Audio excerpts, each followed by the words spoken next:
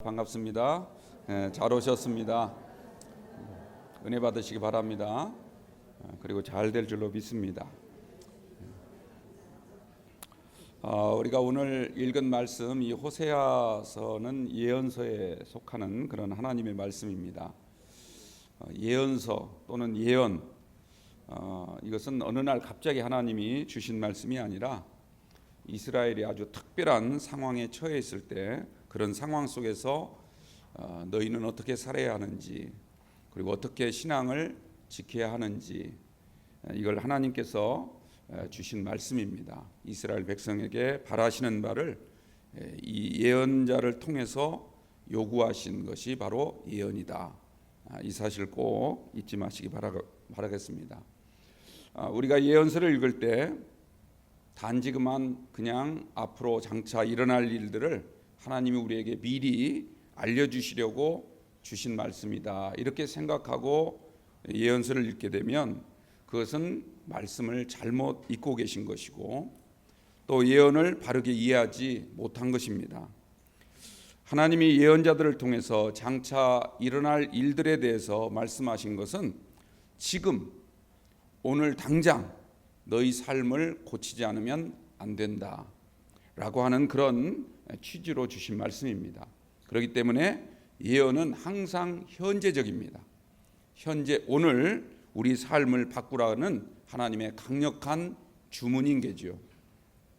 예를 들자면 여러분 창세기 49장 5절에서 7절 말씀을 보면요, 하나님이 이 야곱의 12아들 가운데 시므온과 레위에게 똑같은 내용의 예언을 주십니다. 그 말씀을 잠깐 제가 요약해서 읽어드리자면, 너희 둘은 폭력의 도구다. 그러므로 누구든지 그들의 모의에 끼어들지 말고 그들의 모임에 참여조차 하지 마라. 그들은 분노로 사람을 죽이고 혈기대로 살육하였다. 하나님이 그들을 노엽게 여기사 저주했으니 그들은 야곱 중에서 나뉘게 될 것이고 이스라엘 중에서 흩어지고 말 것이다. 듣기만 해도 굉장히 섬뜩한, 굉장히 무서운 저주가 그들에게 임했던 겁니다. 그런데 똑같은 예언을 받았던 이 두 사람 가운데요, 그 가운데 레위라고 하는 아들은 이 말씀을 듣자마자 자신의 죄가 얼마나 무서운지, 얼마나 하나님을 마음 아프게 했는지를 깨닫고 잘못된 삶에서 돌이키게 되었습니다. 나중에 신명기 33장 8절 이하에 있는 말씀을 보니까 레위는요, 하나님으로부터 반전의 축복을 받게 됩니다. 놀라운 축복으로 그 인생이 반전되었다, 이런 말씀입니다.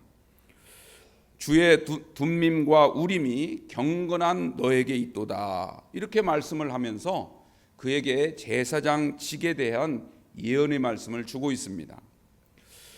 그가 도대체 어떻게 변화되었기에 이런 축복으로 그 인생이 반전되었는가?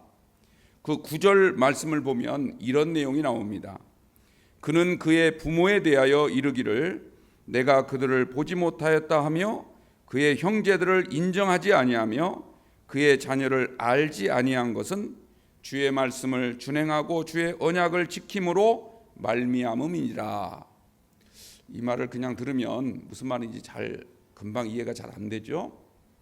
그래서 좀 해석이 필요합니다. 이스라엘 백성들이 나중에 출애굽 과정에서 금송아지를 섬겼던 사건은 기억하시죠? 또 나중에 발람이라고 하는 이방 거짓 선지자에게 속아서 바알 신을 섬겼던 그런 잘못을 범했는데, 그럴 때마다 항상 이 레위 자손들은 우리가 그렇게 살면 안 되겠구나, 이걸 뉘우치면서 설령 부모, 형제, 자녀들이 잘못된 길로 나아간다 할지라도 그들을 강력하게 꾸짖고 그들의 죄를 지적함으로 말미암아 하나님의 말씀을 전하는 자의 사명을 감당하였다, 이런 말씀입니다.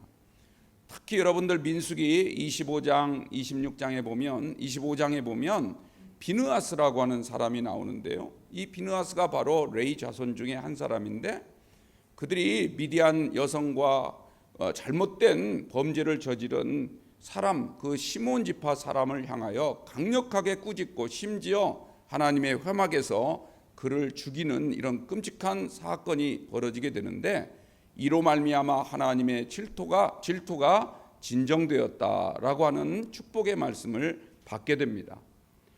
그로 인해서 하나님이 그에게, 그 자손들에게 제사장직만 주신 것이 아니라 그 다음에 이어지는 10장 11장 말씀을 읽어보면 주의 법도와 율례를 이스라엘 백성들에게 가르치는 직책까지 그에게 주셨고, 또 주님 앞에서 분향하고 주의 제단에서 번제를 드리는 거룩한 사명까지 그에게 맡기셨다고 말하고 있습니다. 또 11절에서는 여호와께서 그의 재산을 풍족하게 하셨고 그의 손으로 하는 모든 일을 다 받으셨으며, 또 하나님이 그를 대적하는 원수들, 그를 미워하는 자들의 허리를 꺾어서 다시는 일어나지 못하게 하였다, 이렇게 약속을 하고 있습니다. 그런데 반면에 시므온은 어떻게 됐습니까? 하나님의 경고의 말씀을 듣고도 그는 돌이키지 않았습니다. 지금 현재 자신의 삶을 빨리 고치고 회개해야 됐는데, 그렇지 않음으로 말미암아 그 결과가 어떻게 됐냐면 하나님의 사랑으로부터 점점 멀어지게 되었고, 그 마음 가운데는 점점 악독이 자라게 되었고, 그로 인해서 죄를 저지르면서도 불구하고 자신이 죄를 짓고 있다는 생각조차 하지 않으면서 부끄러운지를 모르고 삶을 살다가 나중에 신명기 33장에 보면 모세가 12지파를 축복하는데 그 축복하는 명단에 이름조차 거론되지 못하는 이런 불행한 지파가 되고 말았던 것입니다. 여러분들, 사사기라고 하는 성경이 있지 않습니까? 그 사사기에 보면 12명의 사사들의 활약에 대해서 이야기를 하고 있습니다. 이스라엘이 어려울 때마다, 이방 민족으로부터 탄압을 받을 때마다 사사가 나타나서 이스라엘을 구원했던 위대한 지도자들이 되었는데요, 그 12명의 사사들 가운데 단 한 명도 시므온 지파가 없다는 사실, 여러분들 꼭 기억하게 되기를 바랍니다. 오늘 우리가 하나님의 말씀, 특별히 예언의 말씀을 들을 때 이 말씀은 단지 이스라엘 백성들에게만 주신 말씀이 아니라 과거에 선포된 말씀으로만 생각하지 마시고, 또 장차 어떤 일이 일어날 것인가에 대한 그런 정보를 획득하는 차원에서 이 말씀을 읽지 마시고, 오늘 지금 하나님이 나에게 무엇을 원하시고 무엇을 고치기를 원하고 있는가, 이것을 들을 수 있는 영의 귀가 열리게 되기를 바랍니다. 이 말씀을 읽을 때마다 또 들을 때마다 현재 나의 모습은 어떠한가, 내 믿음은 어떤 상태에 있는가, 나에게 지금 당장 빨리 고쳐야 할 부분은 무엇인가, 하나님은 나로 하여금 어떻게 변화되기를 원하고 계시는가, 이것을 잘 생각하면서 우리의 삶 가운데서 잘 적용하게 되기를 바랍니다. 그래야만이 오늘 말씀이 여러분들에게 복이 되고 하늘의 신령한 복이 여러분과 여러분 가정에 임하게 될 줄로 믿습니다. 호세아는요, 북이스라엘 나라에서 예언했던 선지자였습니다. 오늘 이 말씀은 열왕기하 14장을 배경으로 하고 있는데요, 당시 북이스라엘 나라의 여로보암이라는 왕이 나라를 통치하던 시대였습니다. 하나님께서 그에게 은혜를 주셔서 주변 나라들이 침략하지 못하도록 막아주시고, 또 많은 강대국들의 외세의 간섭을 받지 않도록 그 나라의 평화를 허락해 주셨습니다. 경제도 점점 좋아져서 나라 살림이 어느 정도 넉넉해질 정도가 되었고, 그래서 많은 부분들 제2의 전성기라고 할 만큼 괄목할 만한 성장을 이루던 그런 때였습니다.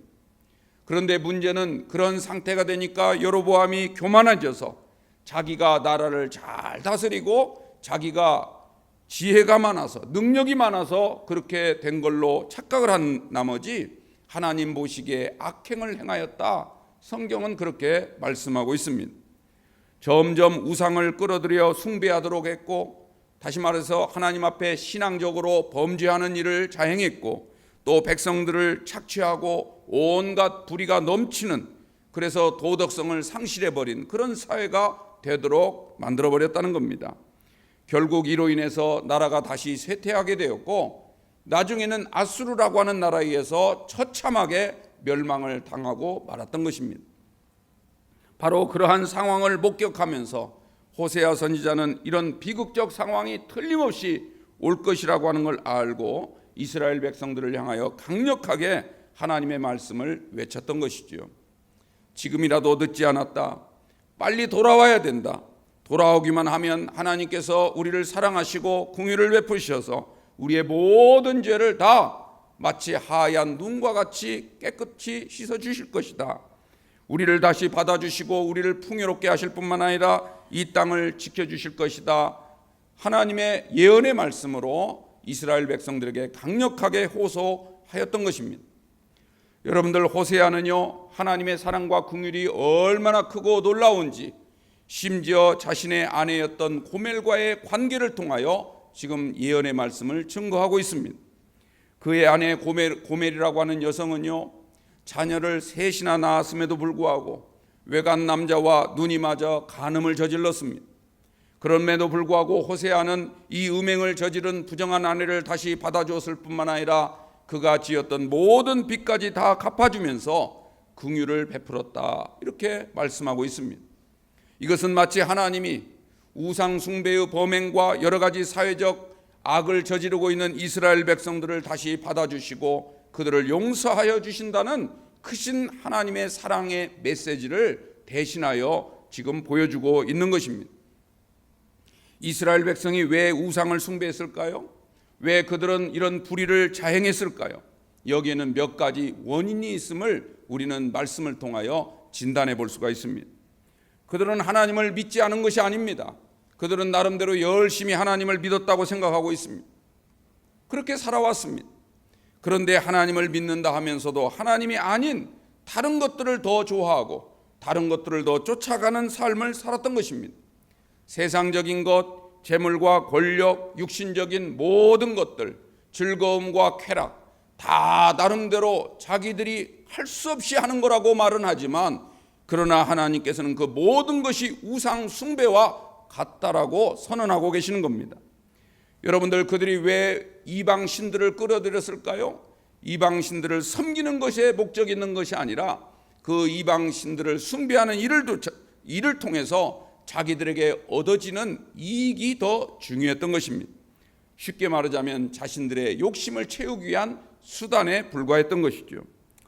이스라엘은 하나님도 섬긴다고 했지만 우상도 겸하여 섬김으로 말미암아, 이것을 성경에서는 종교 혼합주의라 이렇게 말을 하는데, 어쩜 그렇게 오늘날 이 땅의 모습과 거의 흡사한가, 이런 생각을 갖습니다. 결국 이런 종교 혼합주의는요, 하나님을 믿는 것이 아닙니다. 하나님의 말씀을 믿는 것이 아니고 하나님의 능력을 믿는 것이 아닙니다. 하나님의 사랑과 긍휼을 무시하는 처사지요. 하나님께 예배를 드리면서도 모양은 그럴싸하지만 하나님의 영광은 나타나지 않고 하나님의 임재를 느끼지 못한 채 그냥 교회 뜰만 밟는 그런 모습과 다를 바 없는 것입니다. 이것은 또한 하나님과 맺은 언약을 파괴하는 그런 죄에 해당이 되는 겁니다. 하나님이 보낸 선지자의 말을 믿지 아니하고 경청하지 않습니다. 또 말을 듣고도 순종하지 않습니다. 이것은 성경에서 뭐라고 말하냐면 하나님을 배신한 배역의 행위다, 이렇게 말하고 있습니다. 그런데 이 모든 죄악들, 이 모든 죄의 근본적인 뿌리가 무엇인가? 호세아가 증거하고 있는 말씀을 들어보면 그들이 모든 죄악의 근본적인 원인이 있는데, 그 근본적인 원인은 하나님을 알지 못하는 무지다, 이렇게 선언을 하고 있습니다. 무지는 가장 큰 죄 중에 죄인 것이죠. 하나님을 알지도 못하고 하나님을 알려고 하지도 아니하고 알아도 따르지 않는 그런 죄가 무지의 죄입니다. 하나님을 만나려는 마음 자체가 없이 그냥 오는 겁니다. 하나님께 대한 지식이 부재한 것, 이것은 우리에게 가장 큰 문제임을 꼭 기억하게 되기를 바랍니다. 왜 그럴까요? 왜 하나님을 알려고 하지 않을까요? 아예 순종하려고 하는 마음조차 없기 때문에 그렇습니다. 괜히 말씀에 은혜 받았다가 내가 내 것을 포기할 수밖에 없는, 내 삶을 양보할 수밖에 없는 그런 상황이 닥칠까 봐 아예 겁을 내는 것이죠. 이것은 철저하게 세상적인 욕심을 끊지 못하고 거기에 여전히 줄을 대고 살아가는 모습 때문에 결국은 하나님께 나오는 것, 몸은 나와도 마음은 멀리 서 있는 그런 모양으로 우리가 하나님을 섬기는 것 아닌가. 우리가 깊이 우리의 내면을 한번 성찰해 보시길 바랍니다. 호세아 선지자는 오늘 말씀을 통하여 뭐라고 말합니까? 여호와를 알자, 힘써 여호와를 알자, 우리에게 선언하고 있는 줄로 믿습니다. 우리가 성경을 힘써 배워야 되는 이유가 바로 그것인 거죠. 성경은 하나님께 대한 지식을 우리에게 전하고 있습니다. 하나님에 대한 모든 것을 담고 있는 책이 성경입니다. 그렇기 때문에 여러분들 성경을 모르면 되겠습니까? 시편 1편 2절 말씀 보니까 복 있는 사람은 오직 여호와의 율법을 주야로 묵상하며 날마다 그 말씀을 즐거워하면서 사는 자라고 말하고 있습니다. 요한계시록 1장 3절에도 말씀을 읽는 자와 듣는 자 그리고 그 말씀을 지켜 행하는 자가 복되도다 말하고 있습니다. 여러분들 태초에 하나님이 이 우주 만물을 지으실 때도 말씀으로 지으신 줄로 믿습니다. 말씀은 곧 생명의 근원이고 말씀은 곧 우주의 이치인 것입니다. 말씀은 곧 우리에게 힘이 되고 능력이 될 뿐만 아니라 말씀을 쫓아가는 삶이 곧 축복인 줄 믿으시기 바랍니다. 세상을 향하여 나아가는 것이 거기서 뭔가를 얻을 수 있을 것 같지만 그러나 더 많은 것을 잃을 수밖에 없음을 꼭 명심하시고 여러분들은 말씀을 쫓아 사는 귀한 성도가 되시길 바랍니다. 성경은요, 이 땅의 복과 하늘의 신령한 복을 받는 비결이 적힌 축복의 교과서라고 하는 사실을 꼭 기억하시고 날마다 성경을 상고하시고 날마다 성경을 배우고 익히는 일에 최선을 다하는 우리 영광교회 모든 성도님들 되시기를 축복합니다. 그 말씀이 여러분의 삶을 바꾸고 그 말씀이 여러분의 삶을 진리의 길로 걸어갈 수 있도록 능력 주실 줄로 믿습니다. 그리고 그 말씀을 붙잡고 기도할 때 기도가 응답되고 여러분들이 직접 아뢰지 않은 것까지라 할지라도 하나님께서 더 큰 역사로 여러분들에게 덤의 축복을 주실 줄로 믿습니다.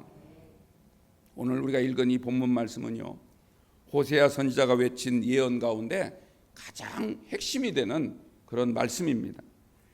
우리의 삶이 북이스라엘처럼 비참한 운명으로 끝나지 않도록 하기 위해서 우리가 오늘 이 말씀을 잘 기억하시고 영적인 그리고 신앙적인 솔루션이 이 말씀 안에 있다. 이것을 꼭 생각하시면서 하루하루 여러분들 이 말씀대로 걸어갈 수 있는 우리 믿음의 성도들이 되시길 바랍니다. 오늘 이 말씀을 통해서 호세아가 제시하고 있는 첫 번째 솔루션은 1절 말씀 보니까 여호와께로 돌아오라 이렇게 외치고 있습니다. 여호와께로 돌아오라. 여러분들 돌아간다, 돌아오라 이 말은 히브리 말로 슈브라고 그래요. 슈브. 이 슈브란 말은요, 우리의 구원과 관련해서 아주 중요한 단어입니다. 보통 우리가 회개라는 말을 많이 하는데요, 이 회개를 뜻하는 단어인 거예요. 여러분들 하나님 앞에 우리가 돌아가야 되는데 단지 몸만 돌아가는 것이 아니라 우리의 마음과 우리의 생각 모든 것까지도 하나님께 돌아가야 될 줄로 믿습니다. 우리의 삶 전체가 하나님께 돌아가야 되는 거예요. 그런데 여러분들 하나님께 돌아간다는 것이 단지 구호만 가지고 되는 것이 아닙니다. 돌아가야 되는 것은 다 알고 있는데도 불구하고 돌아가지 못하는 이유가 있는 거죠. 그것은 뭐냐면 용기가 없기 때문에 그런 거예요. 안 될 것 같거든요. 돌아가면 큰일 날 것 같거든요. 내 것을 많이 잃을 것 같거든요. 이게 두려운 거예요. 그래서 우리가 하나님께 돌아가기 위해서는 용기가 필요합니다. 용기가 없으면 마음은 아무리 수십 번, 수백 번, 수천 번 돌아가고 싶지만 돌아가지 못하게 되는 겁니다. 왜냐하면 현실을 이길 수가 없기 때문에, 눈앞에 있는 욕심과 유혹을 뿌리칠 수가 없기 때문에 그렇습니다. 여러분들 용기가 없으면요, 돌아가야 할 이유가 100가지가 있다 할지라도 돌아가지 못할 한 가지 이유 때문에 못 돌아가는 겁니다. 그러므로 우리가 무엇보다도 하나님 앞에 회개할 수 있도록, 하나님 앞에 돌아갈 수 있도록 용기를 구하는 성도가 되시길 바랍니다. 이 용기는 어디서 나올까요? 하나님 말씀에서 나오는 겁니다. 하나님의 말씀을 자꾸 듣고 자꾸 들으면 들을수록 맞아, 그렇게 해봐야 되겠다, 이런 마음이 자꾸 여기서 쌓이게 되고 언젠가는 그 말씀이 우리에게 능력으로 역사하는 줄로 믿습니다. 그래서 우리는 늘 하나님의 말씀을 기억하는 삶을 살아야 돼요.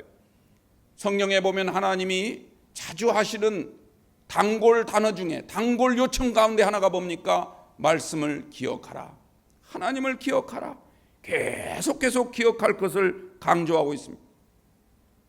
신명기 30장 1절에도 보니까 너희가 복이나 화를 당할 때마다, 특별히 포로로 끌려가서 고난을 받는다 할지라도 바로 그때 하나님의 말씀을 기억하고 하나님께로 돌아오기만 한다면 하나님께서 너희에게 은혜를 베푸시고 자비를 행하사 너희를 고치실 것이고 너희의 상처를 싸매 주실 것이고 온전하게 회복시켜 주실 것이라, 예전보다 더 번성하게 해주리라 우리에게 약속하고 있습니다. 여러분들 누가복음 15장에 보면 돌아온 탕자의 얘기가 나오죠. 그가 아버지께 돌아올 때 어떻게 했습니까? 아버지가 했던 말씀, 네가 설령 지금 집을 떠난다 할지라도 나가서 힘들고 어려움에 처하게 되면, 큰 시련을 만나게 되면 절대로 그냥 거기에 주저앉지 말고 내가 지금 한 말을 꼭 기억해라. 돌아오기만 하면 내가 너를 다시 받아줄 것이고 내가 너를 다시 아들로 세워줄 것이라. 그 약속한 그 말을 탕자가 기억하고 스스로 돌이켜 아버지께로 돌아갔더니 아버지가 약속했던 그 약속대로 해주신 겁니다. 초라한 몰골로 돌아왔다고 해서 무시하지 않았습니다. 초췌해진 그의 모습을 보면서 너 잘했다, 말 안 듣고 나가더니 이 모양 이 꼴로 돌아왔구나 하고 그를 야단치지 않았습니다. 다시 받아줬을 뿐만 아니라 금가락지를 끼워주고 좋은 옷으로 갈아입혀주고 살찐 송아지를 잡으면서 큰아들이 시기할 만큼 그렇게 대해주었다는 것이죠.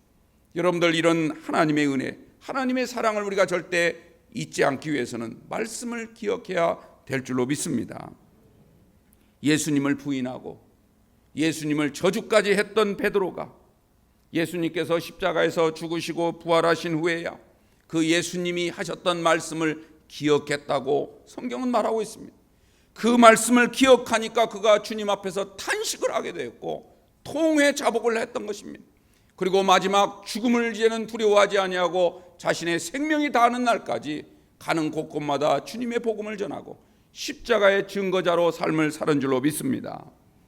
여러분들, 성경에 보면 성령이 많이 나오죠. 성령이란 단어가. 근데 요한복음 14장 말씀을 읽어보면 이 성령을 뭐라고 표현하고 있냐면 보혜사라 이렇게 말하고 있습니다. 보혜사. 우리말로 보혜사라고 번역은 됐지만 사실은 이 번역이 조금 좀 충분히 번역된 것 같지는 않아요. 원래 그 헬라어 단어를 읽어보면 파라클레토스라고 되어 있습니다. 이 파라클레토스란 말은 쉽게 말하자면 기억나게 하는, 하나님의 말씀을 다시 생각나게끔 하는 영이다, 이런 뜻입니다. 우리 가까이 다가오셔서 야, 너 지금 힘들지? 너 지금 어렵지? 너 하나님 말씀 생각해봐. 너 옛날 교회에서 들었던 설교 기억해봐 하면서 우리에게 자꾸 용기를 주고 우리를 변호해주고 우리를 대변해주는 그런 역할을 하는 영이 바로 성령, 파라클레토스, 보혜사라는 뜻입니다. 여러분들, 요한복음 14장 26절에서 예수님이 뭐라고 말씀을 하십니까? 보혜사 곧 아버지께서 내 이름으로 보내실 성령, 그가 너희에게 모든 것을 가르치고 내가 너희에게 말했던 모든 것을 생각나게 하리라. 그거예요. 여러분들, 성령 충만하다는 것은 무슨 이상한 말을 하고 이상한 무슨 행위를 보이는 것만이 성령 충만이 아니라 어느 순간 어느 때든지 하나님의 말씀을 기억하도록 우리를 돕는 영, 그 영으로 충만해진 상태가 성령 충만인 겁니다. 그래서 우리가 어느 곳에 있든지 하나님이 나를 지켜주심을 믿고 죄악의 현장 앞에서도 내가 죄를 이길 수 있는 능력을 얻을 수 있는 힘이 바로 이 성령 충만에서 나오는 줄로 믿습니다. 성령 충만하면 두려움이 사라지게 됩니다. 걱정, 근심, 염려가 다 없어지게 돼요. 잠시는 생길지 몰라도 금방 하나님께서 우리에게 능력 주시고 힘 주셔서 그것을 이기게 될 줄로 믿습니다. 오늘 저와 여러분들 날마다 말씀을 기억하는 성도가 되시길 바랍니다. 그래서 우리의 몸뿐만 아니라 우리의 마음, 우리의 영이 하나님께 온전히 돌아갈 수 있는 그런 놀라운 은혜가 있게 되기를 주님의 이름으로 축원드립니다. 또 하나, 호세아 선지자가 제시했던 두 번째 솔루션은 2절에 나오고 있습니다. 우리가 그의 앞에서 살리라. 우리가 그의 앞에서 살리라. 이 말은요, 예배를 말하는 거예요. 예배. 여호와께서 이틀 후에 우리를 살리시며 셋째 날에 우리를 일으키시리니 우리가 그의 앞에서 살리라. 비로소 하나님 앞에 제대로 된 예배로 주님 영광을 돌릴 수 있게 된다는 뜻입니다. 우리가 예배를 통하여 가장 중요한 일이 무엇입니까? 하나님을 만나는 거예요. 그러나 하나님은 영이시기 때문에 우리의 육신의 눈으로 바라볼 수가 없죠. 그렇기 때문에 이곳에 계신 하나님의 이름, 하나님의 영광, 하나님의 현존, 이 현존을 느끼는 것이 바로 진정한 예배인 줄로 믿습니다. 하나님께서 우리를 살리시고 다시 일으켜 세워 주셔야만이 우리가 하나님 앞에 바로 설 수 있다는 사실을 기억하시기 바랍니다. 그래서 날마다 하나님 앞에 나와서 진정으로 하나님과 교통하는 그런 예배로 나아갈 수 있게 되는 것이죠. 우리의 마음과 영이 돌아오지 않고 단지 몸만 와서 예배한다면 이것은 형식적인 예배에 불과한 것입니다. 의미도 없고 감동도 없고 아무런 느낌도 없는, 여러분들 예배 중에 하나님의 임재를 체험하시게 되기를 바랍니다. 오늘 이 순간 이 시간에 지금 나의 예배를 하나님이 보고 계시고 흠양하고 계신다. 이 믿음으로 하나님께 예배를 드려야죠. 우리의 마음과 영이 돌아와야만 살아있는 예배가 되고 하나님께 감동을 드릴 수 있고 이 시간 성령이 역사함을 느끼게 될 줄로 믿습니다. 그때 우리의 예배를 하나님이 받으시는 영적 예배가 되는 거예요. 예전에 감동 없이 드리던 예배와는 완전히 본질적으로 다른 예배가 되는 줄로 믿습니다. 이런 예배 드리시는 저와 여러분들 되시기 바랍니다. 그동안 예배에 대해서는 여러 차례 많이 강조를 드렸기 때문에 이 정도로만 말씀을 드리죠. 그러나 여러분들 중요한 것은 우리가 드리는 이 예배가 하나님이 기뻐하실 수 있도록 아벨이 드렸던 예배처럼 하나님이 그 제물만 받으시는 것이 아니라 그 아벨 자체를 받으신 그런 예배의 역사가 우리 가운데 있게 되기를 주님의 이름으로 부탁을 드립니다. 세 번째로요, 이 호세아 선지자가 제시하는 세 번째 솔루션, 가장 중요한 것이 있는데 3절에 말씀하고 있습니다. 여호와를 알자, 힘써 알자. 그러므로 라는 말이 앞에 있죠. 그런데 이 그러므로 라는 말은 앞에서 말했던 두 가지, 여호와께로 돌아가자, 여호와 앞에서 살리라. 이 두 가지 우리가 이 두 가지를 먼저 우리가 전제해 두면서 우리가 왜 여호와께 돌아오지 못하느냐, 왜 하나님 앞에서 바른 예배, 하나님 앞에 서는 그런 바른 예배를 드리지 못하느냐, 그 원인을 지적하고 있는 거예요. 그러므로 우리는 여호와를 알자, 힘써 여호와를 알자. 그러니까 여호와를 알면, 힘써 여호와를 알면 돌아오게끔 되어 있고 하나님 앞에서 바른 예배를 드리게끔 되어 있다, 이런 말씀이죠. 그런데 여기서 알자라는 말은요, 단지 지식적인 알미 아닙니다. 하나님과의 인격적인 교제를 통해서 하나님이 얼마나 사랑이 풍성하신 분인가, 또 하나님이 우리를 어떻게 이끌어 가시기를 원하는가, 하나님의 뜻과 계획과 섭리까지도 우리가 서로 교통하며 듣는, 또 알게 되는 그러한 모든 경험을 통틀어서 알자, 이렇게 표현을 하고 있는 것입니다. 여러분들, 하나님은요, 우리가 하나님에 대해서 잘 알고 신앙생활하기를 원하는 줄로 믿습니다. 하나님은 우리의 믿음의 그릇만큼 보여주시고 알게 해주셔요. 우리가 얼마나 많이 하나님을 알 수 있는가, 이것은 우리의 믿음의 그릇을 먼저 키워야 될 줄로 믿습니다. 우리의 믿음을 키우기 위해서는 우리가 하나님의 말씀을 읽고 배우고 늘 교회 생활을 통하여 직접적으로 또 간접적으로 많은 경험들을 해야만이 우리가 하나님을 바르게 아는 줄 믿으시기 바랍니다. 하나님이 우리가 하나님에 대해서 무엇을 알기를 원하시는가? 첫째로는요, 하나님의 사랑과 긍휼을 깨닫게 되기를 원하는 거예요. 하나님의 사랑과 긍휼이라고 하는 것을 인간적인 관점으로 바라보지 말라는 거죠. 하나님의 사랑과 긍휼은 사람이 생각할 수 없는, 우리는 도저히 감당조차 엄두조차 되지 못하는 그런 사랑과 긍휼로 우리를 대하고 계신다는 겁니다. 하나님의 사랑은 계산하는 사랑이 아닙니다. 우리가 아무리 흉악한 죄를 지었다 할지라도 그걸 따지거나 묻는 하나님이 아니세요. 우리가 돌아오기만 하면 모든 걸 다 받아주시고 품어주시는 그런 하나님이십니다. 우리의 행위대로 갚기도 하지만 때로는 우리가 진정으로 뉘우치고 하나님께 돌이키기만 한다면 모든 행위를 묻지 아니하시고 다 하나님이 품어주시는 원대하신 하나님이신 줄 믿습니다. 초대 교부 가운데 안셀름이라고 하는 유명한 교부가 있었는데요, 이분이 하나님의 사랑을 어떻게 표현했냐면, 우리가 상상할 수 있는 그 사랑보다도 더 크고 위대하신 사랑이 하나님의 사랑이다. 하나님의 사랑은 인간의 언어로 표현할 수 없고 정의할 수 없다, 이렇게 말했습니다. 여러분들, 이런 무한하신 하나님의 사랑을 우리가 마음으로 또 온몸으로 체휼하게 되기를 주님의 이름으로 축원합니다. 또 하나님은 우리가 무엇을 알기를 원합니까? 우리를 통하여 무엇을 하기 원하시는가? 하나님의 뜻을 깨닫기를 원하고 계십니다. 그리고 그 뜻을 이루기 위해서는 우리가 지금 무엇을 어떻게 해야 될지, 우리가 나아갈 길과 마땅히 해야 될 일을 우리에게 가르쳐 주시는 줄로 믿습니다. 그러한 하나님의 뜻을 깨닫는 저와 여러분들 꼭 되시기 바랍니다. 또한 하나님은요, 하나님이 이 세상을 어떻게 경영하고 계시는지, 이 죄악된 세상에서 그리스도인들이 어떻게 악을 이기며 살기를 원하시는지, 이 모든 것들을 우리가 알기를 원하시는 것입니다. 이런 것들을 알지 못하고 이런 깨달음을 갖지 못한 채 그저 무덤덤하게 신앙생활을 하게 된다면 우리는 점점 신앙생활이 위선적으로 변해갈 수밖에 없는 거예요. 세상의 삶에서 아무런 능력도 발휘하지 못하는, 마치 빛을 잃은 등불과 같이, 맛을 잃은 소금과 같이 그런 인생이 되고 만난 것입니다.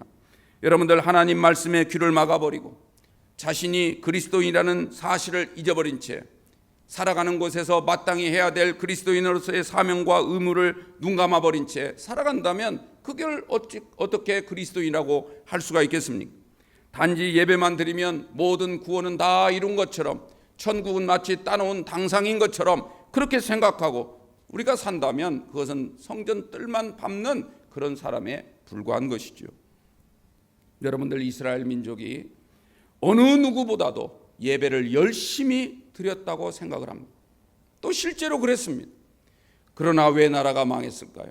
왜 비극적인 최후를 맞이했을까요? 그들은 하나님을 제대로 알지 못했던 것입니다. 힘써 여호와를 알려고 하지도 않았던 겁니다.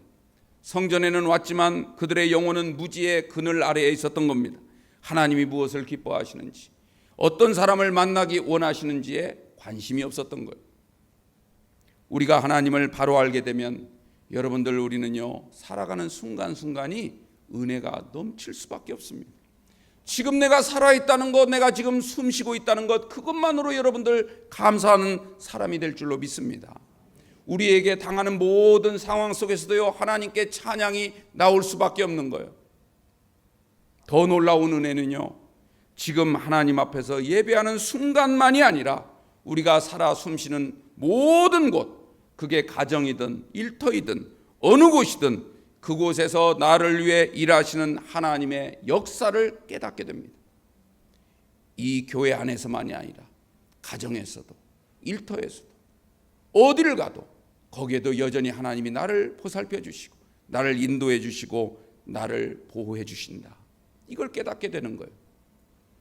우리가 살아가는 모든 장소, 내가 행하는 모든 행사 가운데 똑같은 은혜로 임하시는 하나님을 발견하게 됩니다. 어떤 상황에서도 우리가 동일한 은총을 받는 성도가 되는 것입니다. 유명한 프랑스 사제였던 테일하르드 사르댕이라고 하는 사람이 있는데요, 그는 이렇게 말을 했습니다. 하나님은 시인이 시를 쓸 때 그 펜쪽 끝에도 계시고, 농부가 땅을 갈 때 그 곡괭이 자루 끝에도 계시고, 화가가 그림을 그리는 붓 끝에도 계시고, 어염집 아낙네가 옷을 짓는 바늘 끝에도 항상 함께하고 계신다. 어느 곳에도 계시는 하나님이신 줄로 믿습니다. 하나님은 우리가 숨쉬는 모든 순간, 우리가 거하는 모든 장소, 우리가 일하는 모든 상황, 그곳이 바로 하나님의 현묘하신 은혜가 임하는 현장이 되는 것입니다. 우리가 하는 모든 일, 모든 사건, 모든 변화가 하나님의 현묘하신 은총이 나와 함께하고 계신다는 것을 알리는 시그널이 될 줄로 믿습니다. 그런 지식을 갖고 하나님 앞에 나와서 우리가 예배를 드릴 때, 우리가 예배 드리는 이 순간순간, 지금 앉아있는 여러분의 자리가요, 하나님의 은총을 낚는 낚시터가 될 줄로 믿습니다. 하나님의 현미하신 은혜가 지금 내 앞에 임하셨다는 것을 알고 열심히 그 은총을 낚아채는 낚시질을 지금 여러분은 하고 계신다, 이 말씀입니다. 여러분들 오늘 3절 그 다음에 이어지는 말씀을 보십시오. 그의 나타나심은 새벽빛같이 어김없나니 비와 같이 땅을 적시는 늦은 비와 같이 우리에게 임하시리라. 아멘. 여러분들 새벽빛 생각을 해보십시오. 칠흑같이 어둡고 캄캄한 밤하늘을 뚫고 아침을 우리에게 예고하기 위해서 비칩니다.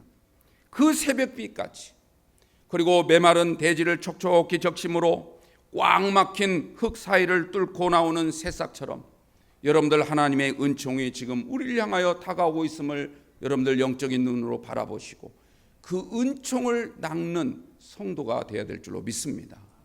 하나님께 우리의 몸과 마음이 돌아가도록 여러분들 하나님 앞에서 진정으로 우리 주님이 받으실 만한 기쁨의 예배를 드릴 수 있도록, 무엇보다도 그러기 위해서는 우리가 하나님에 대해서 알고 하나님에 대해서 느끼고 또 하나님을 전하는 그러한 지식이 있는 성도가 되시기를 주님의 이름으로 축원합니다.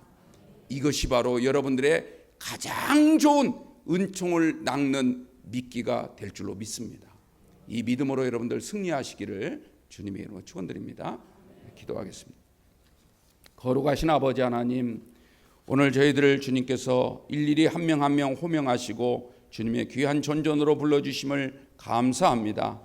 이제 1년 11달을 마치는 주일이고 우리가 이제 한 달 남았는데 이 마지막 단 한 달을 통하여 다시 한 해가 저물면 그 다음 한 해가 돌아오는 것처럼 우리의 심령이 온전히 주님께 돌아오는 역사 있게 하시고 우리가 하나님 앞에 서는 모든 순간순간이 다 예배의 순간이 될 수 있도록 도와주시며, 또한 우리가 하나님 앞에서 열심히 주님에 대해서 알고 깨닫고 주님의 계시를 이해하는 영적인 자각이 깨어남으로 말미암아 하나님을 바로 알고 바로 섬기는 신실한 그리스도인으로서의 삶을 살아갈 수 있도록 인도하여 주시옵소서.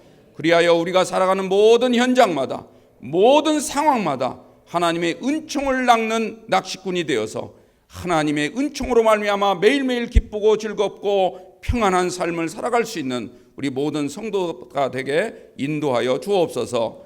예수님의 이름으로 기도하옵나이다. 아멘.